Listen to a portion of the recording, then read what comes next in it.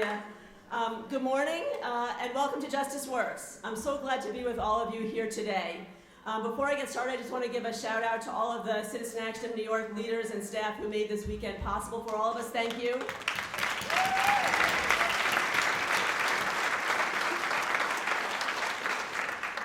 And I just really want to again welcome everyone. I want to welcome those of you who've been at this work for decades. And I also want to welcome those of you who are here for the first time, and especially those of you who are completely new to this work. And welcome to everybody who's in between. If this is all new to you, maybe this is even your first political or organizing conference, don't hesitate to speak up and share your thoughts or your questions.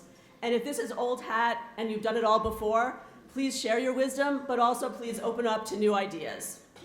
We all have something to teach, and we all have something to learn.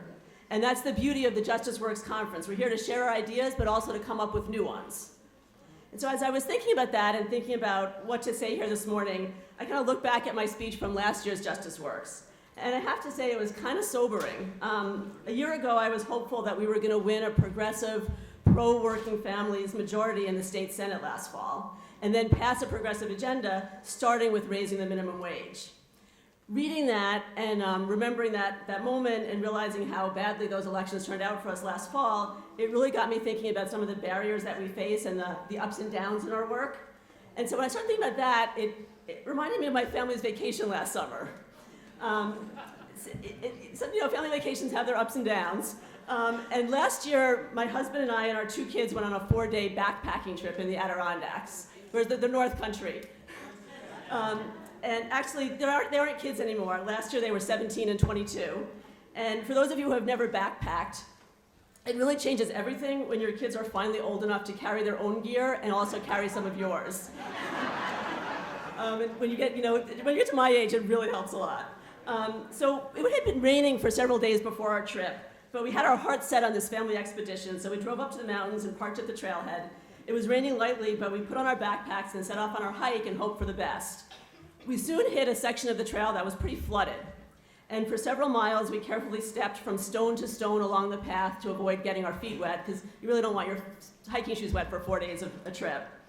But then the water got a little deeper, and the stones really didn't help anymore. And we complained that our feet were getting wet, and then we reached a section where the water looked ahead to be about waist deep. So we stood there, we debated, we argued. We finally left the trail and kind of headed uphill into the woods to kind of go around the flooding and bushwhacked our way through the brush until we cut around the deepest water and could eventually return to the trail. And as we kept going, hoping to get to the first night's campsite before we got totally soaked, I started thinking about the similarities between hiking and organizing. So what can I say? Like when you're an organizer, it's really all you think about, even if you're out in the woods with no cell phone. So I couldn't help myself. But just luckily my family is not here to hear that, because they chose a trip where there was no cell phone reception purposely, so I would not be thinking about politics. But as I trudged along through the water, I was thinking about organizing to keep my mind off of my aching knees and back, and I thought about the lessons from our hike for our work. I think lesson number one, kind of obvious: when the going gets tough, you got to just keep putting one foot in front of the other, and eventually you make it through the flood, up the hill, to your destination. As that, some of you who've been around for a while might know the old Miners Association song, "Step by step, the longest march can be won." Persistence does pay off. It works. Lesson two, I started thinking about, what happens when you do run into an obstacle, like a flooded path? And I looked at it and I thought, well, really, there was 3 choices. One, you just plod on through and suffer the consequences. In this case, you get your feet soaked, and if we had kept going on the path, we would have been soaked up to our waists, which my daughter still insists is what we should have done. Or you go around the obstacle to avoid it, like we did. We bushwhacked, we took a little bit of a harder path, we got around the obstacle. Or you kind of stop and wait and hope it goes away. So we did a little bit of each of the first 2, and then we camped for the night, hoping for the third, that we'd wake up to the sun. And organizing really is about getting people to do those first 2 options. All of you are here because you're the kind of people who keep plodding forward step by step, no matter how hard or how long the march. And you get others to do it too, which is what organizing is all about. And when you hit an obstacle, you either keep on going, or you convince people to take a detour and then keep on going. So when we woke up on day 2, it had stopped raining, but the paths were still all pretty flooded. But we found, in the next section of the trail, we found another option. There was a crew of college students from the Student Conservation Association placing massive logs in the trail and building boardwalks and bridges over the flooded areas.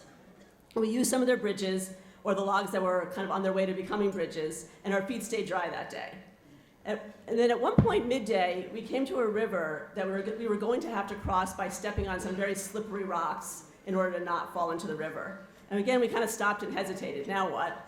So remember, we had our backpacks full with our sleeping bags, our tents, our cooking supplies, our food for 4 days. We're not too steady, especially those of us with older knees and weaker backs, and we're thinking about stepping on these little rocks and falling off into the river. So my son, who's a little braver and more agile than the rest of us, walked across and didn't fall in. And as he walked across, he strung a rope from the side where we were on to the other side and tied it to a tree, so then the rest of us could walk across and hold the rope as we stepped on the stones and use it for balance and support. And we made it across, none of us fell in. And I realized between thinking about the Student Conservation Association and my son that sometimes, as organizers, we just want to plod forward and keep going, but sometimes you have to stop and pause from the journey and build a new way to get there. It takes allies and teamwork to do it, and sometimes it will delay the journey, but if you succeed, you not only have a way to get there, but like the student bridge builders, or like my son with his rope, you've also provided others who come after you with a new path, and an easier path. And I think, as I was thinking about this weekend, I think that that's one of the important differences between our regular day-to-day organizing and the times when there are mass movements. Movements create new paths. Building a movement requires hope and vision, persistence despite the odds, a lot of hands working together, and a willingness to try something new. Those students could have never built those bridges without a large team. They were huge logs, took two to four of them just to move the logs, forget everything else. And the entire project took many hands to complete. And that's really what we want to talk about this weekend at Justice Works. With the unexpected and amazing movement growth over the past year between the Black Lives Matter movement, the Fight for 15, growing mass mobilizations like the People's Climate March last fall, people are rising up in new and different ways and creating new bridges and new paths that many of us never imagined. And that's why it's so important that those of you who are new to this speak up. You come with fresh eyes, new energy, different ideas, and new paths. When Charlie Albany, Citizen Action's communications director, started to plan Justice Works 6 months ago, he saw the changes that are happening in progressive organizing and movement building and decided that this year's Justice Works needed to go beyond issue panels and issue campaign discussions, as much as we at Citizen Action love those things, and just thought it was important to broaden our focus to look at movements and movement building and at the challenging question of how does all of our work come together into a unified whole and become transformational. What makes a movement deeper, bolder, broader, stronger than an issue campaign? What creates movement moments? How do we link the current movements together to each other and to our issue and electoral work? And what is the role of organizations and organizers in movement building? Our agenda for the weekend is constructed to take us through these questions and come up with some answers so that we can make sure that this movement moment doesn't pass, but that instead it keeps building with all of our movements coming together in new and different ways so that we're strong enough to fundamentally challenge the current power structure. First, as you heard, Bill Fletcher is going to provide a historical context, giving us his view of past movements, what made them successful, and what lessons we can learn. Because, if we had arrived at that hiking trail this year, and the students had finished their bridge building, and we had walked across those bridges and not gotten wet, we would probably not have realized that we were walking on a new path that someone else had to create. So think about that as you listen to Bill, talk about prior movements, the kind of paths that they created that we're walking on now without even realizing it. And then Alicia Garza is going to give us her inside view of the Black Lives Matter movement, how it builds on past movements, and perhaps more importantly, how it's different from anything that has come before, and how she and her colleagues are creating a very new path forward. Then after lunch, we'll all participate in a set of workshops where we'll learn the details behind the ways that Wall Street has stacked the economic deck against us and destroyed our economy. We'll explore how racism and sexism have been central to expanding wealth inequality, and we'll connect that analysis to each of 7 major issue areas that we all work on. And then we'll discuss real solutions and bold ideas to transform our economy into one that actually truly does work for all of us. So think of those workshops as kind of a way to understand the context, to understand the trails we're hiking, and the pitfalls and barriers that have been created to keep us from getting to our destination. And then with that knowledge, The workshops will help us figure out what kinds of bridges and new paths we have to build to achieve an economy that truly does work for all of us, not just for the 1%.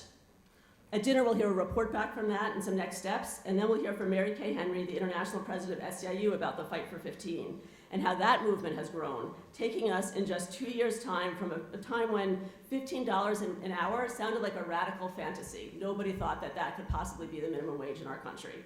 And now $15 an hour has become the law in Seattle, San Francisco, and now Los Angeles.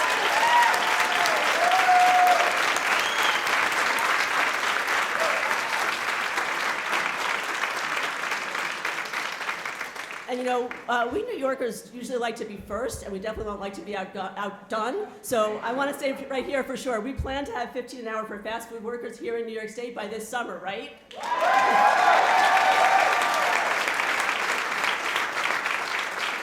And I'm sure we'll hear more about that tonight, but after the wage board makes their ruling this summer, we're going to then take the fight back to the state Senate and demand $15 an hour minimum for all workers in New York State.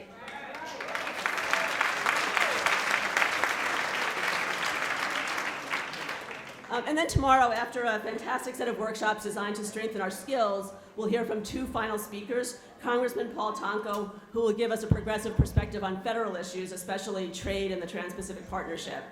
And yeah, Boo is right. And then Zephyr Teachout will close us out and connect all of our movements to the fight for democracy, the need for a government that responds to the needs of people instead of the needs of billionaire donors. And I expect, yeah, that's right.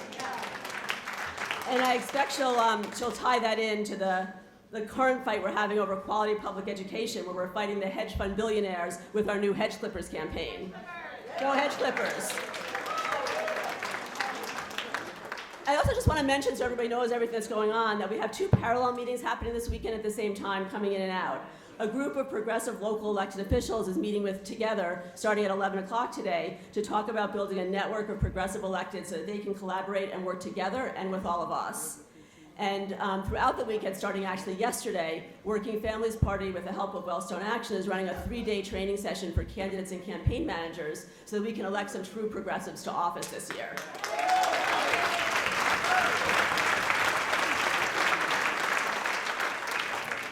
And those folks, the Wellstone Action and Working Families Party trainees, will join us for dinner, so you'll get to see them then. I want to close by just saying that this work is often very difficult, but we can do it. We're living in an era when the wealthy and the well-connected have succeeded in controlling not just our economy, but often also our democracy. So whether you're working to raise wages, or for quality public education, or against mass incarceration and police violence, or for immigration reform, or affordable housing, or against climate change, or for universal health care, or any of the other issues you work on, it can be difficult at times, in the face of all that money and power, to believe that we can make a difference. Yet we're all here because we're determined to overcome those barriers and create justice and make justice work. And we're determined to find new paths to make that possible for all of us and for everyone who comes after us. I said earlier that last year I thought by now we'd have a state senate that would raise the minimum wage, and we don't. We lost those elections, but the strength of the Fight for 15 and the courage of fast food workers created a new path, and now we have a wage board that will raise the wage this summer. Right?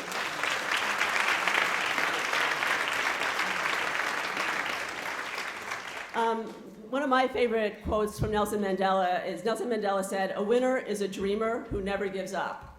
A winner is a dreamer who never gives up." This weekend, we're going to expand our dreams, connect those dreams, find new ways to unify our work so that we can successfully challenge the forces of inequality and racism. That Miners Union song I mentioned earlier, I would sing it, but I totally cannot carry a tune. So after it says, "Step by step, the longest march can be won," it later goes on to say, "By union, what we will be accomplished still." Together, we can make it possible for this room full of dreamers to all become winners. For this room full of dreamers to all become winners. We can do it together. Thank you.